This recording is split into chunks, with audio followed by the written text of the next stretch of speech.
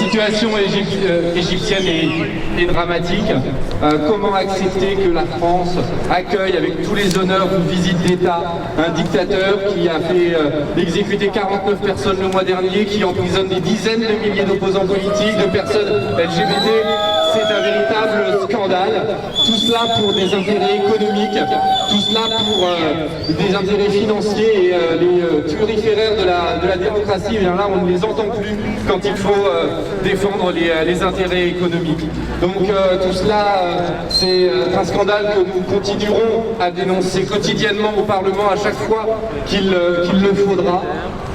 Aujourd'hui, la lutte contre le pseudo-terrorisme est instrumentalisée pour permettre la répression de tout un peuple, de millions d'Égyptiens qui vivent dans la pauvreté, qui n'en peuvent plus de ce régime d'Al-Sisi, qui à un moment donné vont se révolter parce qu'on ne peut maintenir un peuple dans l'oppression comme ça. Donc je veux redire ici toute l'amitié du peuple de France au peuple égyptien, parce que le peuple de France est un ami du peuple égyptien et que jamais nous n'accepterons que nous continuions au nom d'intérêts financiers à vendre des armes qui servent à réprimer le peuple, que nous continuions à légitimer un régime qui opprime, torture, assassine, emprisonne des milliers de personnes qui ne font que se battre pour la démocratie, les droits de l'homme, simplement vivre librement dans leur pays. Donc nous serons à vos côtés et nous continuerons à l'être jusqu'au bout, jusqu'à ce que enfin nous puissions obtenir la démocratie en Égypte et que la France se comporte dignement comme celle qui se proclame pays des droits de l'homme devrait le faire. Si je suis là aujourd'hui au nom des députés communistes, c'est bien évidemment pour dire avec vous et exiger avec vous la libération des détenus politiques, pour la défense des droits humains, mais pour dire aussi notre opposition à la provocation sinistre qu'est la venue d'Al-Sisi ces jours-ci en France. Provocation sinistre et criminelle, oui. Vous le rappeliez, il y a aujourd'hui 60 000 détenus politiques en Égypte, des militants des droits humains, des avocats, des journalistes, des minorités religieuses ou sexuelles qui sont dans les geôles égyptiennes dans des conditions absolument abominables. Et nous voyons à quel point les exécutions capitales de ces dernières semaines sont un message clair des dirigeants égyptiens à notre encontre et à l'encontre de nombreux pays dans le monde. Qu'est-ce qu'il nous dit avec ces exécutions capitales? Il dit: nous ne lâcherons rien. Nous ne lâcherons rien du climat de peur, nous ne lâcherons rien de la répression qui s'exerce depuis des années contre le peuple égyptien, contre les mouvements sociaux qui aspiraient à plus de démocratie, mais aussi aux luttes contre les inégalités qui se sont accrues de manière foudroyante ces dernières années. Alors, forcément, quand le président Macron, hier, nous explique que les droits humains ne seront pas une condition aux relations entretenues avec l'Égypte, face aux exécutions capitales et à ce message clair, c'est un renoncement de la France et c'est un renoncement qui nous discrédite et qui nous déshonore toutes et tous. Nous avons besoin d'affirmer ensemble, que ce soit face au terrorisme, que ce soit face à la répression, combien les droits humains et la défense des droits et des libertés doivent être au cœur de cette bataille, d'autant que l'Égypte, nous pouvons dire que cette défense, cette bataille contre le terrorisme, qui est particulièrement inefficace, est utilisée régulièrement comme un prétexte pour réprimer toutes les voix discordantes. Par cette présence, nous voulons dire aussi de nouveau notre soutien évidemment au peuple égyptien, notre vive opposition et notre colère à la manière dont se déroule la venue d'Al-Sisi, d'autant, et je ne veux pas être beaucoup plus longue, mais que il faut voir dans ce contexte international, Al-Sisi vient ici chercher de la force et du soutien après la défaite de Trump qui l'appelait mon dictateur préféré, après l'alliance des monarchies du Golfe avec Israël. Tout cela l'a affaibli. Donc il vient chercher de la force, et ce que nous avons vu hier, c'est que Macron lui en donnait, et c'est absolument inadmissible. Nous avons vu aussi combien c'est la vente d'armes, encore et toujours, comme c'est le cas depuis 2013, qui est au cœur de ces coopérations et de cette relation avec l'Égypte. Donc ensemble, nous disons stop à cette vente d'armes, oui à la défense des droits humains, oui à la libération des détenus politiques. Et je veux dire qu'avec tous les députés avec qui depuis un certain nombre de mois nous nous mobilisons, nous entendons être encore plus nombreux et nombreuses demain pour faire entendre cette voix.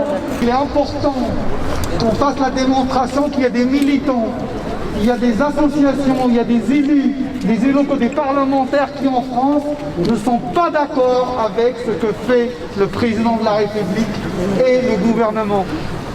Nous ne sommes pas d'accord avec ce naufrage politique, moral que fait la patrie qui est censée être le berceau des droits de l'homme. Ce n'est pas normal, c'est pas la France qu'on aime et on ne l'acceptera jamais. Au Parlement européen, nous avons voté il y a un an une résolution qui redit le droit européen. Nous avons un mécanisme droit de l'homme. Ni l'Union européenne ni les États membres ont le droit d'avoir des relations commerciales, politiques, géopolitiques avec un pays qui emprisonne, qui réprime, qui harcèle sa population, pourchasse ses opposants. Ce n'est pas les valeurs de l'Europe. Et ni l'Europe, ni les États membres ne peuvent faire comme si ces règles-là n'existent pas. Alors, Monsieur le Président de la République, vous avez commencé votre mandat en disant que vous êtes un Européen convaincu. Vous êtes en train de le finir en vous asseyant et en vous essuyant comme une serpillière sur les valeurs de l'Europe. Il y a à peine 3 semaines, 222 parlementaires au Parlement européen, dans 7 États membres, 50 sénatrices et sénateurs au Congrès américain ont envoyé un courrier à Sisi pour lui dire stop, maintenant trop c'est trop, il faut arrêter. Et une de nos collègues sénatrices américaines est allée jusqu'à dire que l'aide américaine de 1,4 milliard de dollars donnée chaque année à l'armée égyptienne pourrait être conditionnée au recul du régime Al-Sisi sur ce qu'il fait subir à sa population. Et la France, le berceau des droits de l'homme, accueille en déroulant le tapis rouge, en s'asseyant ses valeurs et en adoubant un régime de répression comme il n'y en a jamais eu depuis 10 ans, depuis la révolution arabe. Ce message que nous envoyons à cette population est scandaleux. Il n'est digne ni de notre époque, ni de nos valeurs. Et je souhaite pour le peuple égyptien une réforme qui permet le changement de système qu'il ne mérite pas, comme en 2022. Je souhaite qu'on renvoie ce président et ce gouvernement qui ne mérite ni ce pays, ni son histoire, ni ses valeurs. Bravo. Nous sommes toutes et tous ici pour rassembler, pour s'indigner, nous indigner collectivement de cette 3e rencontre, parce que ce n'est pas la première, de cette 3e rencontre, pourtant sans qu'il y ait eu d'inflexion de la part du régime du général Al-Sisi sur les questions des droits de l'homme.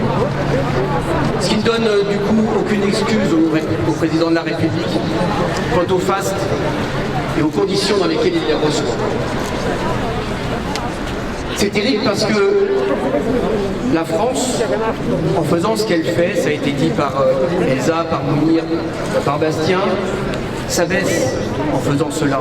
Parce que si la France ne s'indigne pas sur les questions de droits de l'homme, elle est condamnée à devenir une nation secondaire. Ce ne sont pas nos 60 millions d'habitants, ce ne sont pas nos industries finissantes malheureusement qui seront pour nous l'étendard d'une place autour du Conseil de sécurité de l'ONU, puisque nous en faisons partie. Si nous ne sommes pas capables de nous lever pour nos principes, je m'inquiète. Par ailleurs, cette question est vraiment ancrée fondamentalement dans le cœur de nos concitoyens. Tout à l'heure, quelqu'un a dit dans les associations à parler de la société officielle. C'est vrai. Eh bien nous, ici, et je crois que les élus, tous ici, mais également tous les militants et tous les militants que vous êtes ici, nous représentons l'autre société, celle du 99%, qui elle s'indigne de ce qui est en train de se passer. Alors nous savons que nous avons peu de contraintes possibles auprès du général Sissi, ici en France. Mais nous avons, toutes et tous, une capacité à nous indigner pour que la France respecte les accords internationaux qu'elle a signés. Comme ça a été dit tout à l'heure. Aujourd'hui, c'est très documenté. L'ensemble des armes qui ont été vendues en Égypte sont utilisées contre la population égyptienne. C'est inacceptable. Et qu'on ne vienne pas nous dire cette fable de la question de la lutte contre le terrorisme, cette fable de cet accord stratégique. Parce que, on le sait bien, l'ensemble de ces forces, elles pourraient être utilisées, elles pourraient être contrôlées. Et la dernière fois qu'on nous a parlé de ce rempart que pouvait représenter un État pour l'Europe, pour la France, rappelez-vous, c'était un certain Erdogan. Et aujourd'hui, on sait ce qui s'est passé dans le Haut-Karabakh. On sait comment il exfiltre et il utilise les djihadistes aujourd'hui. Donc, il n'y a pas d'excuse dans cette affaire-là. Et nous devons, nous, y compris en France, continuer à faire pression sur le gouvernement français pour qu'il arrête et qu'il gèle, au nom des accords internationaux, les ventes d'armes vers l'Égypte, parce qu'ils sont utilisés contre sa propre population. Et nous sommes ici, je viens au nom du mouvement Génération, et c'est Benoît Hamon qui m'a demandé d'être là auprès de vous, pour vous dire que nous sommes avec vous, et de tout cœur avec l'ensemble des élus ici, et de la population française. Nous sommes avec vous, camarades égyptiennes, camarades égyptiens, et nous serons là jusqu'au bout, jusqu'à la libération de votre pays.